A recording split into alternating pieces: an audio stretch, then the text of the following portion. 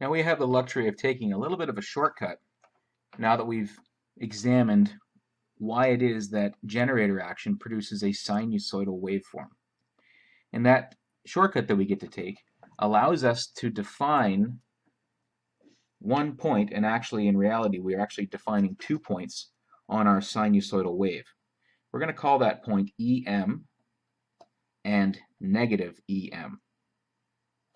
Okay, what these are our maximum voltage. Maximum voltage is what that stands for, and our negative maximum voltage. Now the magnitude of these values is going to be the same. So what we're going to do is, because we know that EM is the largest magnitude that we're going to see within this waveform, in either case, in either spot, we're going to define the rest of the waveform by the maximum.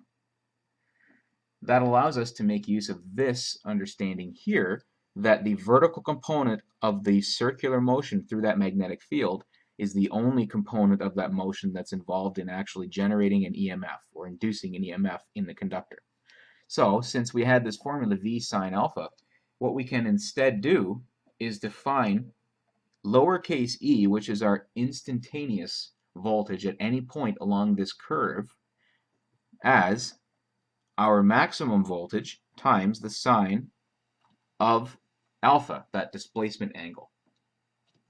So now at this point, all we need to do is define some maximum value. If EM ends up being something, for instance, say 10 volts, we can actually determine every single point on this graph using this formula. So we can actually make this graph up. Instead of drawing a smooth line, we could actually make it up by plotting a whole series of dots, one for each particular angle, 0, 1, 2, 3, and 4, so on and so forth. You could run that, draw a whole bunch of dots and then connect the dots, and you'll end up with this sinusoidal function. Now, let's just do a quick example problem to prove this out. So let's just say that a conductor has a peak induced voltage of 10 volts. So our maximum voltage is 10 volts. Before we go any further, I want to define a brand new term for you. EM, this is our maximum voltage.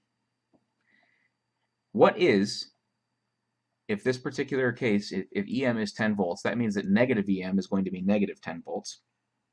What is the total, what we're going to call peak-to-peak swing of this waveform? So E peak to peak. In this particular case, since we have a peak voltage of 10, we've gone up 10 here and down 10 there. The total swing is simply 2 EM, so 20 volts.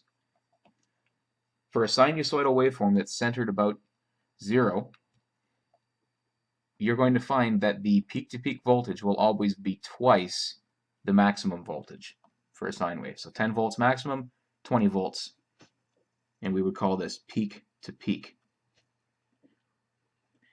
So another way of indicating this voltage here is by saying this is 10 volts peak. Okay, let's move on. Example problem. If the conductor has a peak-induced voltage, EM, of 10 volts, what will be the instantaneous voltage at angular displacements of 30 degrees and at 270 degrees? Let's start with perhaps the easy one, 270 degrees. It might be easy to visualize that our answer should be, our instantaneous voltage, lowercase e, at 270 degrees should be negative 10 volts. Well, let's verify that. So instantaneous voltage E is going to be equal to our maximum, which is 10, that's given, times the sine of 270 degrees. Now it's important to make sure that your calculator is in degrees mode before you make this calculation.